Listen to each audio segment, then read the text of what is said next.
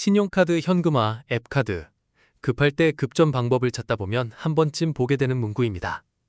오늘은 겁주는 이야기보다 이 방식이 어떤 구조로 돌아가는지부터 차근차근 설명해 드리겠습니다. 그리고 실제로 돈이 급할 때는 어떤 순서로 비용을 비교하고 어떤 공식 선택지를 먼저 확인하면 좋은지도 같이 정리해 드리겠습니다. 월세 날짜는 다가오고 병원비나 자동차 수리비처럼 미룰 수 없는 돈이 갑자기 생기면 사람은 검색부터 하게 됩니다. 신용카드 한도는 남아있는데 통장 잔고는 부족한 상황이면 앱카드 현금화라는 문구가 더 크게 보입니다. 보통 이런 방식은 앱카드로 물건이나 상품권을 결제한 뒤 일정 수수료를 빼고 현금을 돌려받는 구조로 안내되는 경우가 많습니다.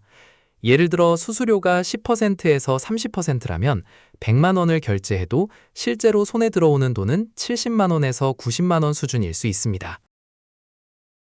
그래서 이걸 볼 때는 먼저 내가 받는 금액과 다음 달 카드값으로 빠져나갈 금액을 나눠서 봐야 합니다. 겉으로는 바로 현금이 생기는 것처럼 보여도 실제 계산은 카드 결제액 전체를 내가 나중에 갚는 방식이기 때문입니다. 앱카드는 결제 수단이 모바일로 바뀐 것일 뿐 카드 거래의 성격이 달라지는 것은 아닙니다. 그래서 앱으로 결제했다고 해서 별도의 공식 대출 상품이 되는 것은 아니고 카드 결제 거래로 남는다고 이해하면 쉽습니다. 특히 실물 거래 없이 가맹점에서 결제만 만들거나 상품권과 물품을 산 뒤 바로 되팔아 현금을 만드는 방식은 이른바 카드깡으로 문제될 수 있습니다. 확인할 때는 세 가지를 먼저 보면 됩니다. 첫째, 내가 실제로 받는 현금이 얼마인지 봐야 합니다.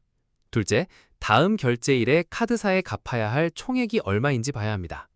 셋째, 이 거래가 카드사 고객센터에 설명해도 정상적인 구매 거래로 설명 가능한지 봐야 합니다.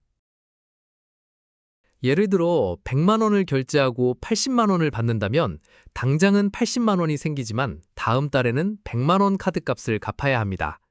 며칠 동안 돈을 쓰는 대가로 20만 원을 부담하는 셈이라 단기 카드 대출이나 장기 카드 대출과 비교할 때도 실제 비용을 같은 기준으로 놓고 봐야 합니다. 비교 방법은 어렵지 않습니다. 카드사 공식 앱이나 고객센터에서 단기 카드 대출, 장기 카드 대출, 리볼빙 조건을 먼저 확인하고 이자율보다 다음 결제일에 실제로 얼마가 빠져나가는지를 보는 겁니다. 리볼빙은 이번 달 부담을 줄여줄 수 있지만 남은 금액에 이자가 붙기 때문에 몇 달 뒤 총액까지 같이 계산해야 합니다. 은행 비상금 대출, 햇살론 같은 정책금융, 통신비나 카드값 납부 유예, 가족에게 기간과 상환일을 정해 빌리는 방법도 같은 표에 놓고 비교하면 좋습니다. 표를 만들 때는 받는 금액, 수수료나 이자, 상환일, 한 달 뒤 갚을 금액, 연체됐을 때 부담을 적어보면 판단이 훨씬 쉬워집니다. 또 업체가 신분증, 카드 정보, 앱카드 인증, 비밀번호에 가까운 정보를 요구한다면 공식 금융 절차인지 다시 확인해야 합니다. 정상적인 금융사는 카드 비밀번호 전체나 인증번호를 대신받아 결제하게 만들지 않습니다.